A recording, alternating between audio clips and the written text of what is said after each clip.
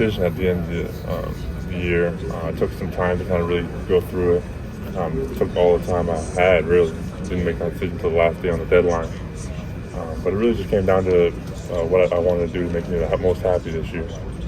What I could do to kind of really capitalize off this year. Then it came down to a no-brainer to come back to Purdue. The NBA, it would be an honor to be in there, but it's a business. I think Purdue's kind of a blessing to me. I got my teammates, great guys, high-level, high-character guys, and also great basketball players. I got my coaches that I really love. The university loves me. So it was no brainer. I get to come back with the people I love, with the people I really trust, people I've grown with, and compete for every championship there is in the country. So that's something you don't really get an opportunity to do every year. So I didn't really want to pass up on. See, you've got a baseball in your hand and you just rang the bell at the Colts game the other day. Those some of the things that you talk about getting to experience? Yeah, it's cool. You get invited to those kind of things now. Everyone was away for fall break, or else we would have taken the whole team. But it was a lot of fun, kind of go to the game. And I got that little big hat in the mail that week. Hit the anvil. I got to bang a drum before a game. So it's kind of cool experiences that have come this summer. Can we see the baseball in your hand? Because it looks like a rock or something compared. Like that is amazing. It's got lemon. It's hold up like like that. We need to change us. No one's touching that. No. What would a second Wooden Award? I mean, only Ralph Sampson has done that in college basketball history. I'd be lying if I said that was an honor. If I said that wasn't an honor, if the opportunity presented itself, I would be glad to take that podium and accept that award. But that's not my goal going into next season. My only goal going next season is to win the Big Ten again, win the Big Ten championship again, make a deep run in March Madness, make that Final Four, make that national championship, and win it. My goal isn't to go back-to-back. My goal obviously was to win it last year, but that wasn't my main goal, just like next year would be.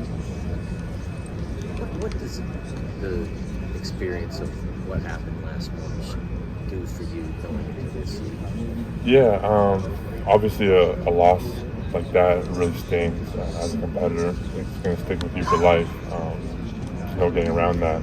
But I think we have a lot of guys who are really, really motivated. We have a lot of guys who like to work, a lot of guys who like to stay in the gym, and that only pushes guys to work even harder. I think we have a lot of guys that even if we had won the whole championship, they'd still be in the gym, still come in every day, still stay late, but because that happens, just adds a little more fuel to that fire.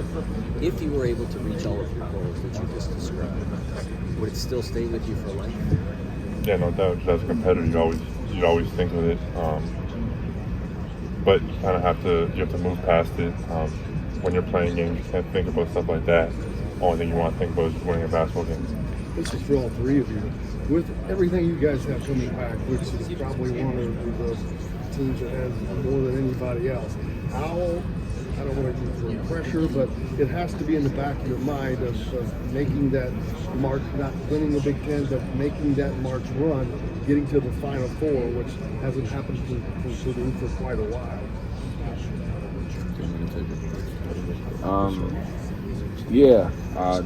Definitely a lot of pressure. If you could put it that way, I like to frame it as we get the opportunity to compete at that level. I was just telling Brian a few minutes ago, like, you could go through your whole career and some people never get a chance to be on a team like what we think we can be. So to get an opportunity to have the group that we have, not just as players but as people, I think is really cool. So, and obviously there's a lot of pressure. It might not always be fair, but that's what we signed up for. And that's the position we put ourselves in, not just last year, but the last few years. We just haven't been able to answer that bell in March always. So I think it's a cool challenge for us, but we can't look ahead to March and skip over the whole season. Obviously, you see there's a ton of great teams here. We got a great non-conference schedule. So it's just taking it one day at a time and being the best version of ourselves. If we compete to play our best basketball in March instead of the past couple years we played it in November, we played it in January, February. If we can continue to grow and play our best basketball in March, then I think we'll be in pretty good shape. I think personally, it's not like anything changes just because the media thinks we're going to be really good. I thought we were going to be really good every single year I've been at Purdue.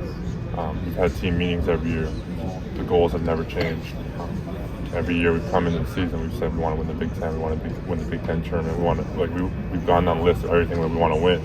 It's not like one year because the media thinks we're the sixth best team in the Big Ten. The media doesn't think we're going to be ranked going into the year. It's not like we're going to take reps off in practice. We're going to go an hour in practice. We're not going to focus. You work the same, you compete the same in practice, you prepare the same, no matter how good you're supposed to be. I think you have an opportunity, obviously, to do something really, really special next year. But I don't think it really changes anything from how we prepare and how we go about things like we do every year. I think our goal is to stay the same no matter what. They pretty much said everything. Just to add on to what they had to say is that I love about our team is our coaches. Every single day they show up to work.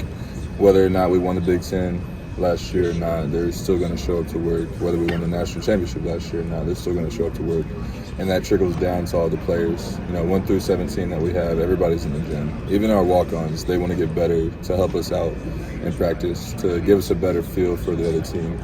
And so whenever I'm sitting up here with these guys and they said everything I was going to say, it just shows that we're all on the same page. That's the biggest thing. Coach Payne has done a great job of keeping us level-headed, keeping us understanding that we're really good basketball players, but that we can get a lot better and that we have a lot of stuff to work on. And so they said everything pretty much. Mason, from what you guys have been through the last couple of years, is there something you've learned? Like, okay, this is what we did wrong. We can't do this next time. This is what we need to be better on. Are there any common threads from those games that you can take into next season when you're probably going to play a game like that again and have to be better? Yeah, so that starts right now, honestly, in our preparation for the end of the season. Usually we are going pretty hard around this time of the year, and we just carry that on into the season. And I think that's why we always have a great non-conference season and then a great conference. And so by the time we get done getting beat up in the Big Ten, we're a little tired in March Madness. And so Coach Payne and our trainers have done a great job of understanding that and trying to figure out how we can change that a little bit, but not altering everything we do in practice. We still have to do what we do because that has gotten us to where we are. But we might just have to work a little bit smarter to preserve our legs for later on in the season. And I think that we're on the right track for that right now. Mason, what about confidence? You guys didn't look like as confident a team as your resume suggested you might be at the end of the year. Any theories as to why that was and how that can be different this year? I wouldn't say I have a theory on it. I think we just have to continue to remind ourselves who we are. I think at the end of the season last year, we got caught up in the media of who we were about to play rather than who we were about to play in the game itself. They beat us fair and square, but we've gone to the drawing board. We've sat in that feeling, and I think we're going to be ready for anybody this coming year. You have to kind of embrace how good everyone thinks you can be and how good you guys think you can be, as opposed to the whole we have to block out the hype sort of thing. Honestly, I think it's more so listening to each other, listening to our coaches. Those are the people that really matter. Yes, media can say what they want to say, but at the end of the day, they don't have any effect on what we do daily. And so we have to go to practice tonight after we leave here, and that's what we want to do. We may not be the happiest about it, but we know that that's going to get us a step closer to our goals eventually towards the end of the season. So, Matt Painter said that he was just writing for 4 hours on that trip after the loss in the NCAA tournament. What do you all remember about that bus ride back home? The biggest thing for me was the snow. I remember going from Columbus back to Indiana, back up to West Lafayette, and just gradually there was more and more snow. And just sitting in that feeling, I'm not a big fan of the snow. And so sitting in the feeling of the loss, it makes you want to do everything possible to not ever feel that again. And I think I see that from these guys and the coaches as well. Like, we all have that kind of look in our eyes, that taste in our mouth that we're not happy with, and we're ready to get it out so we can move on to better things, keep playing, keep winning. What about you guys? I think for me it was just the silence. Not a lot of words were said on that bus. I don't think I spoke for the next day. It's a shitty feeling for a season to end like that after kind of all the things that we really did well.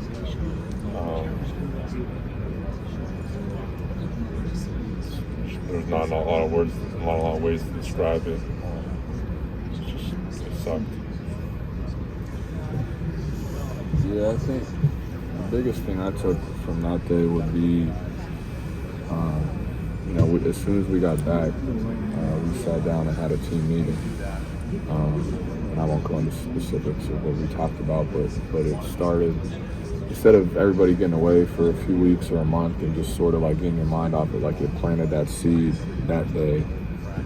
Like you have to sit in it, think about it, and find a way to embrace it. Everybody has a different story, a different journey, and hopefully that's a part of a bigger, better picture for us down the road. But that was the biggest thing for me, just kind of planting that seed that day as compared to down the road. I think it was healthy for us. It was uncomfortable in the moment. It was uncomfortable all spring and summer. And fall is still uncomfortable now, but Payne says sometimes you got to learn how to live in misery, live being uncomfortable, and hopefully we can continue to turn that into success, as the season moves forward. Zach, is there a specific way you think this team ought to carry itself this year in terms of acknowledging that you're better than a lot of the teams you're going to play, as good as a lot of the teams you're going to play early in the season? There's been that game in December every year where it seems like the other team was really gunning for you. It always seems to be Rutgers, but is there a specific way you guys need to carry yourselves kind of in that regard?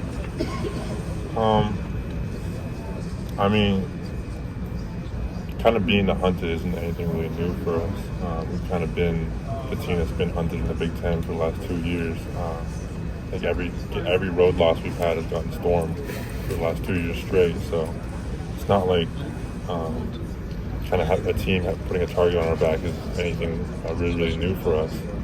I think that's really good for us as a team, kind of knowing that that's going to happen, knowing we're going to get everyone's best shot, knowing we're going to get a lot of teams' best versions and a lot of players' best versions of themselves every time we step on that floor.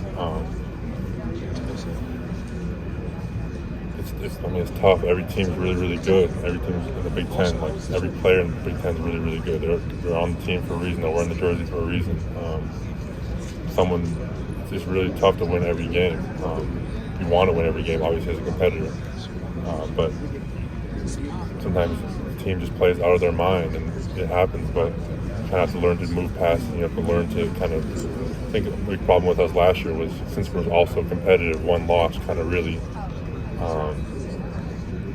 hurts you and really sticks with you. I think we have to be able to really move past it and move on and keep not letting it knock us off our stride.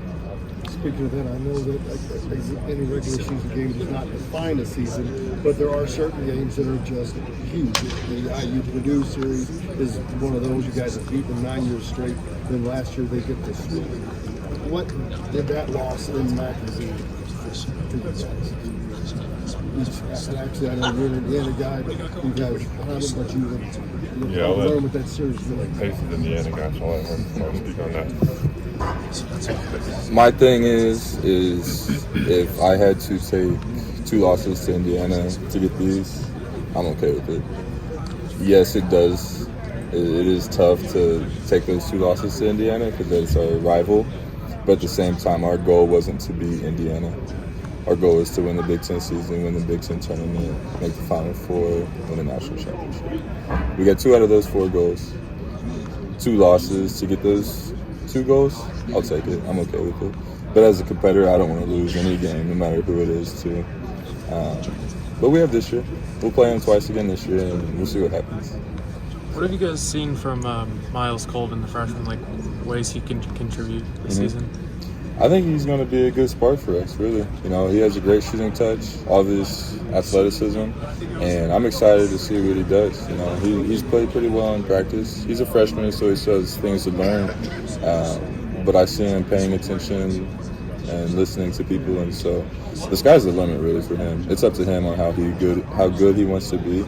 He has all the tools. It's just about ironing them out, sharpening them, and being ready for the conference play.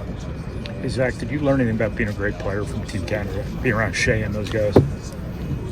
Yeah, for sure. Kind of being around guys who make it look so effortless on the court, you realize it's really not. You realize how much work they put in behind the scenes. You realize how really dedicated they are. Like they were showing up hours before practice, showing up to practice with a full sweat. Like it's really different the way that they work. That's something I've really kind of tried to take from that experience, how hard they really work. I heard Purdue's coaches were working you out at 6 a.m. every day in the spring. Is that why did you want to get up that early? There was a point in time, I think we had team camp during the spring when I was training, preparing for the draft. That I forget what time it was, but it was early for about a 3-4 week stretch. So after everything you did last year, where do the margins for improvement still lie? Obviously, you've not been playing basketball all that long relative to everybody else in this room, but where do you feel like you can still be better as a college player and then on to the next level? Really everywhere. I still don't think there's a single part of my game that's even close to a finished aspect. I think I can be a better low post scorer. I can make better decisions on the block. I can make better decisions on the double team. I can shoot better from the free throw line. I can help provide for my teammates more. I can handle on the perimeter better. I can get into actions better. I can move better on the court. I can defend ball screens better. I can go down the list of literally everything, and I think I could do it better, and I think I could really improve on that.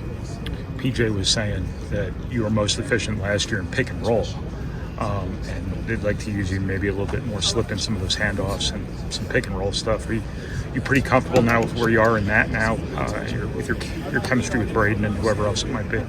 Yeah, I think kind of having 2 different years of 2 very different guards, and Jaden Ivey and Braden Smith being kind of our lead pick and roll guy, has really helped me. But yeah, I feel more comfortable. I think Braden feels more comfortable. I think our pick and roll is really good. I think that's an action we really will use a lot more next year. Zach,